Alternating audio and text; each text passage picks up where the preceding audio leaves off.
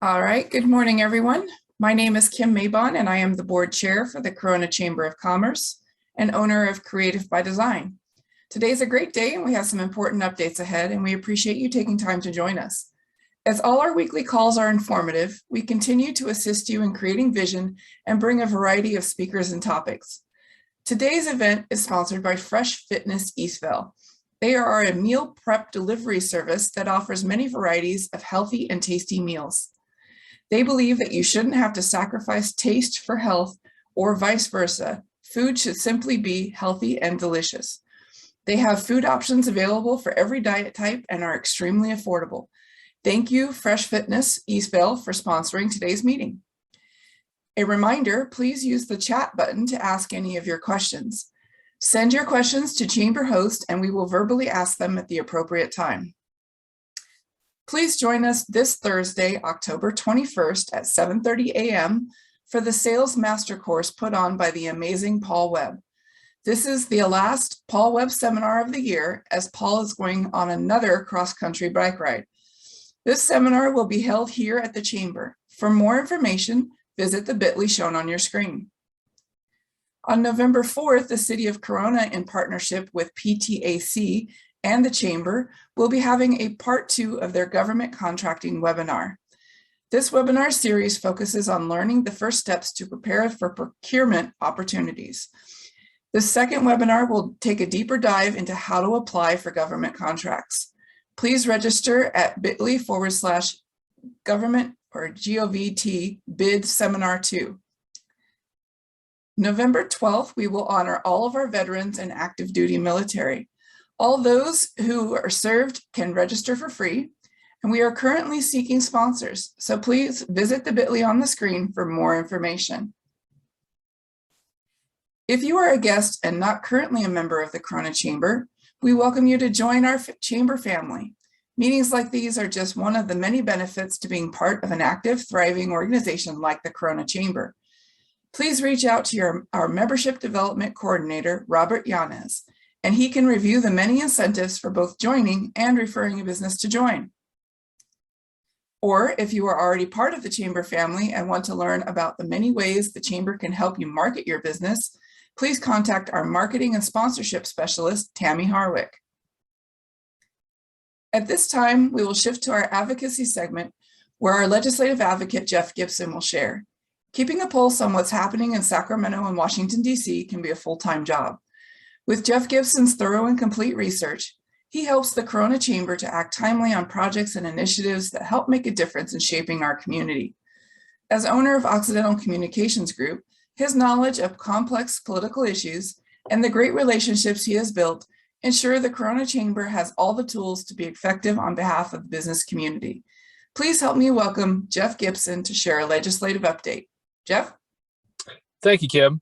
So today we are looking at 3 key pieces of legislation that passed that aren't necessarily anything that we would be paying attention to because we had so many different threats this year that we could speak into. But now that they have passed, you're going to likely be dealing with. Walgreens has announced that they are essentially leaving California, especially Northern California, especially the Bay Area. CVS is monitoring leaving most of California, which would be about 50% of the drugstores in California, just based on the shoplifting issue. Shoplifting and property crimes, well over 80% of those are organized by criminal gangs. In fact, it's a standard of the gangs that they actually write the number 950 on new gang members' arms, because and give them a calculator, so that as long as they don't steal more than $950 each time they're in a specific store, and Target has closed 50 stores because of this and stopped selling electronics in most of their stores, specifically because if you walk out with less than $950 worth of goods, it's a $25 misdemeanor ticket. And so as businesses gear up for this, Obviously, one of the things that business has been pressuring local DAs to do local DAs and courts to do are use sentencing enhancements for being a member of a criminal gang when sentencing for state prison. Now, a very small minority of the people within the criminal justice system ever get sentenced to a state prison sentence. In the state of California, you have to have done a serious felony. You usually have that plea bargain down from whatever violent offense that was into a non-violent offense so that you can qualify for good time, half time. But in all cases, you are a serious lifetime criminal person to be sentenced to state prison. It is very unusual in the state of California, even for some very serious crimes, to end up being sentenced to state prison. AB 333 by Assemblymember Kamlinger from the city of Los Angeles removes the ability of courts in almost every case to use a sentencing enhancement for provable gang membership from as a sentencing enhancement. Now that sentencing enhancement ends up being a great deal, giving a great deal of leverage to the courts to enforce a lower sentence. So even though you can get more sentencing time for being a member of a gang previous to the governor signing that piece of legislation, it was part of the negotiation with the public defender or the defense team and the convicted person themselves over what they would be sentenced to. So removing that tool from the court will actually end up, obviously on your end as a business owner, will end up with a number of obviously criminal gang activity is no longer punishable in the state of California in many cases. So if you remove the disincentive, you are opening up the opportunity for more crime. And again, the FBI has been reporting for well over a decade that 80% of the crime of any type in the United States is conducted by a member of a criminal gang. So this really rolls back California code back to the 1960s when the J. Edgar Hoover era of the FBI was claiming that there was no organized crime anywhere in the United States at all. Yet 11 cents of every dollar, according to the Federal Reserve at the time, was being lost to criminal activity. So it was a major strain in the 1960s that led to all the sentencing enhancements of the late 70s and through the 80s and into the 90s and all the way up until 2006. Now, for the last 15 years, we have taken a different stance in the state of California. And violent crime now stands at a 25-year high and is on its way to another record year, unfortunately, in most cities. So this is something that you're going to be dealing with as a property owner, as a payer of insurance, and a number of different things. So in any case, going on to number 2 for severance packages, SB 331 by Senator Connie Leva from Chino, just north of us, basically eliminates a number, if not all, of the capability of a employer of any type, whether that's a city, whether that's a business, to impose or negotiate a separation agreement with the severance payment and keep the terms of that confidential. In many cases, that is how city councils separate themselves from city managers or senior leaders. That's also how businesses separate themselves from key members of their leadership group, where there isn't anything untoward other than you don't want your business practices to be aired in public. And so you enter into an agreement that all of the inside information that person has remains confidential. Well, those rules have changed substantially. Initially, it was a much broader bill. We did work to narrow the bill specifically to not protect anyone who would have to keep confidential criminal activity, which includes sexual harassment. So we weren't trying to protect people that were doing wrong. We were trying to protect regular business owners who may have intellectual property or unique manufacturing processes that need to remain, that are the property of the business. And now someone has that information themselves. And instead of being able to, in arbitration, negotiate, hey, this has an economic value to us. Your knowledge has an economic value to us, even though you're not going to be working with us anymore. So if you keep it confidential, then you will be able to, we will compensate you for that, is essentially what was going on. So in any case, that's a significant change that you should be aware of. It happens, they're used very regularly by businesses. So, and then the final is very good news.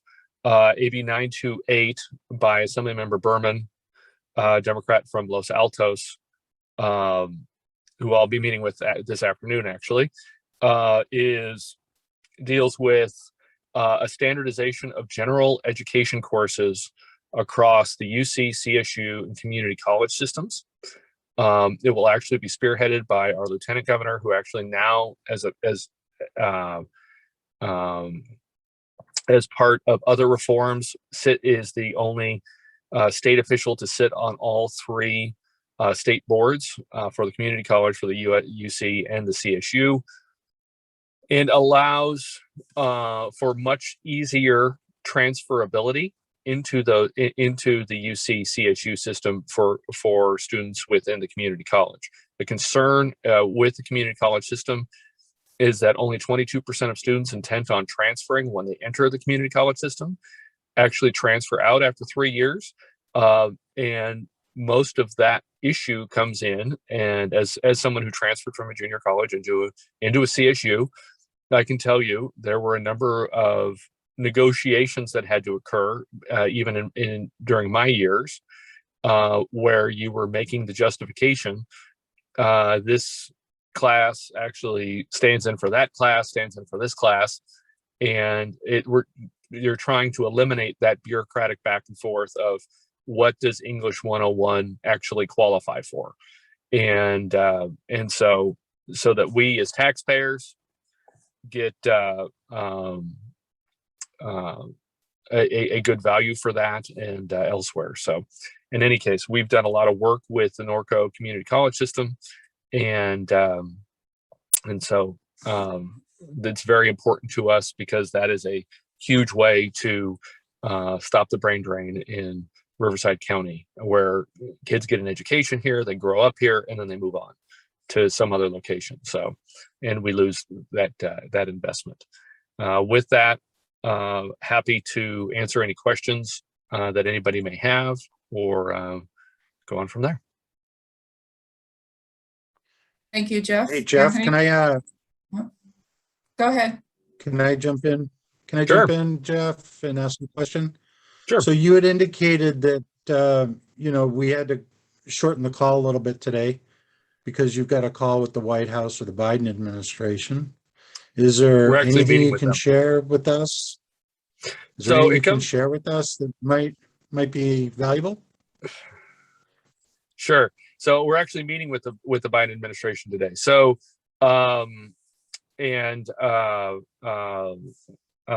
the Secretary of Transportation for the state of California is speaking to us in about 5 minutes. So that's why I'm kind of hot to trot. But it all has to do with the ports. The port system very clearly is out of truckers. In October of last year, at the very end of October of last year, so almost a full year to today, the EPA and the California Air Resources Board entered into an agreement in which trucks that did not qualify by the 2035 air standards of being zero emission would no longer be allowed into the ports after 2021. And so what has happened is almost every independent trucker, because to get a zero emission vehicle, long haul vehicle, one, they're not made. There is no zero emission long haul truck. And if you are an independent running less than 300 rigs, which are about 90% of the people that haul freight from American ports to the final mile, you are not going to invest $210,000 in a deposit to a company like Tesla that does not have a product yet.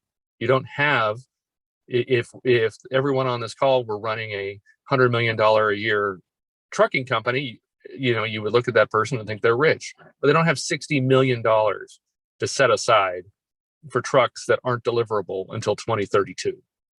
So what they just say is, okay, then we're going to base ourselves out of Tempe, Arizona, and we're not going to deal with freight anymore.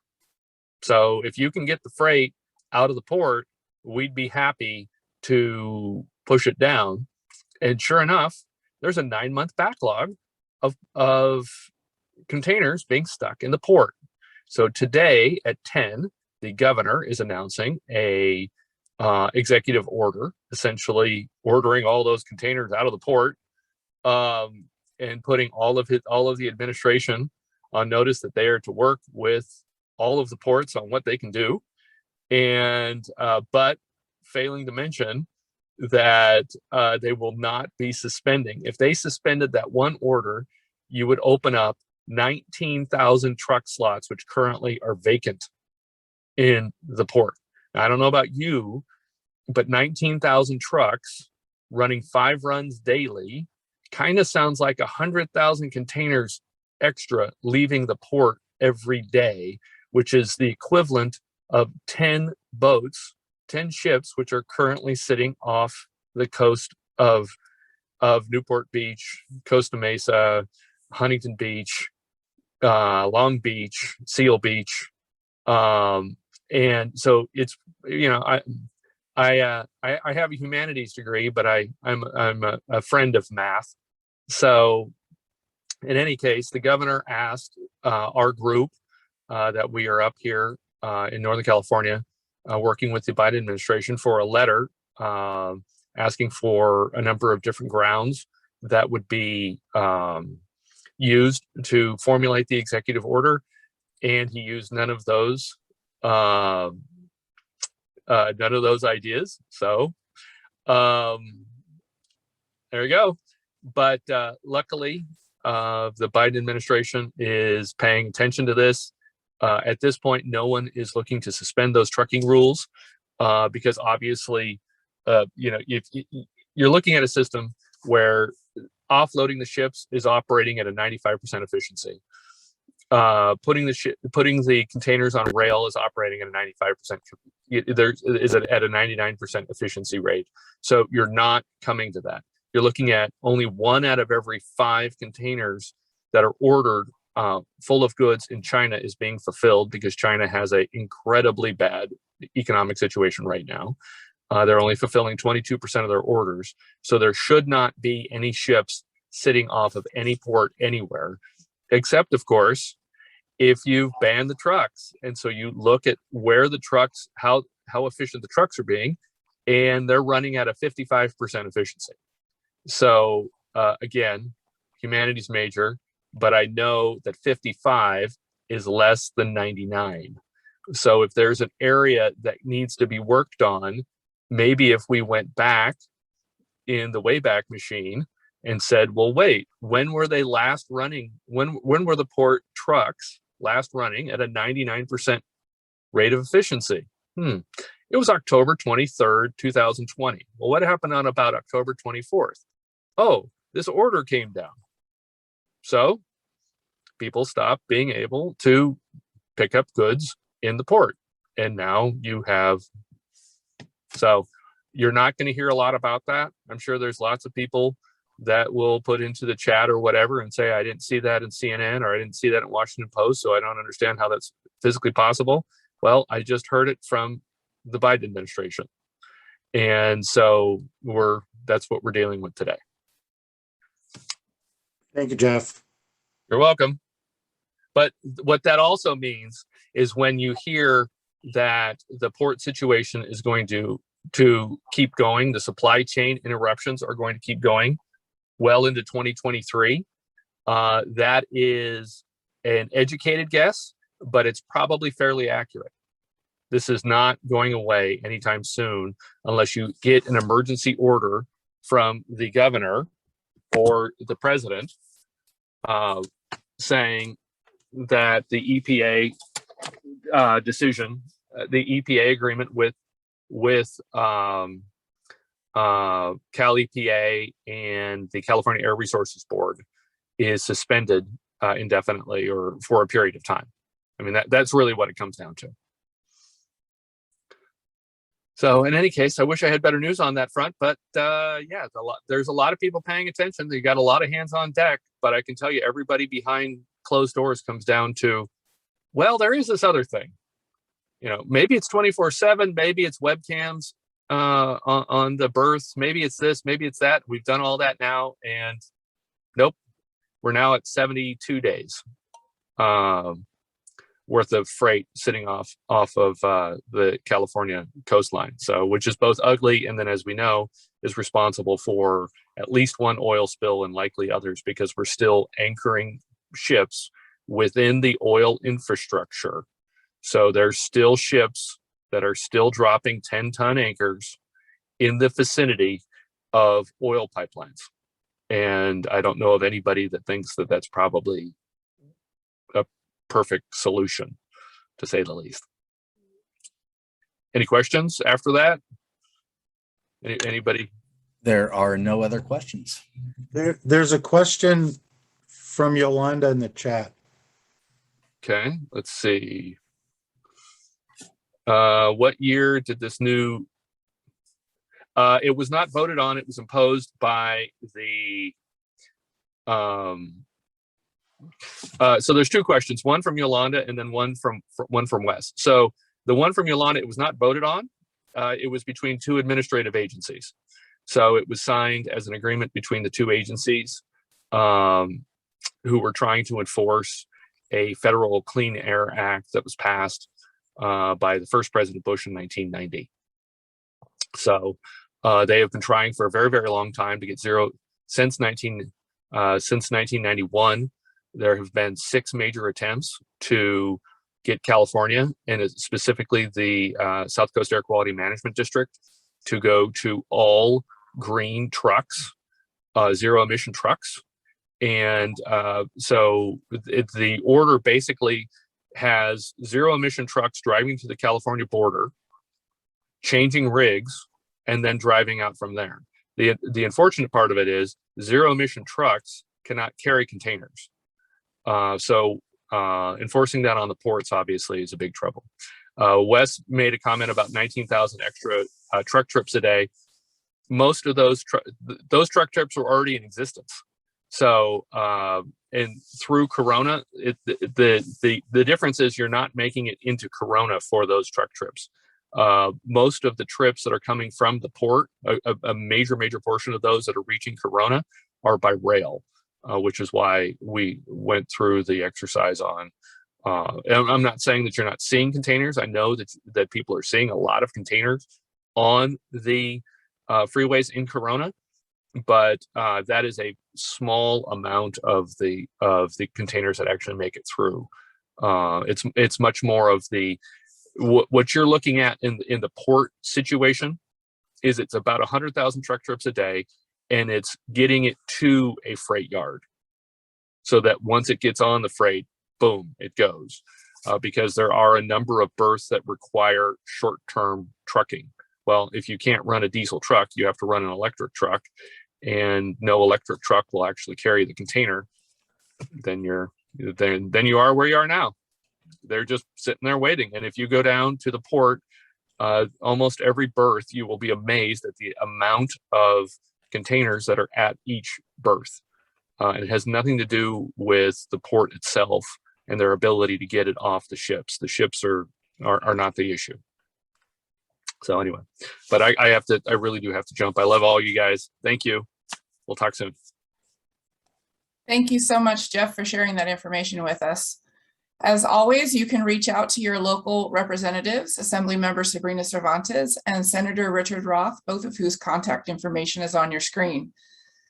Before we end today's program, let me share with you those who are on the call today. We have Corona Vice Mayor Wes Speak, Brad West, representing Assembly Member Sabrina Cervantes, Norco College President Dr. Monica Green, Pete Cervantes with Riverside County Office of Education, former State Assembly Member, former Corona City of Corona Mayor and Council Member and successful business owner Jeff Miller, Leah Peterson with SoCal Gas Company, and former City of Corona Council Member Yolanda Carrillo.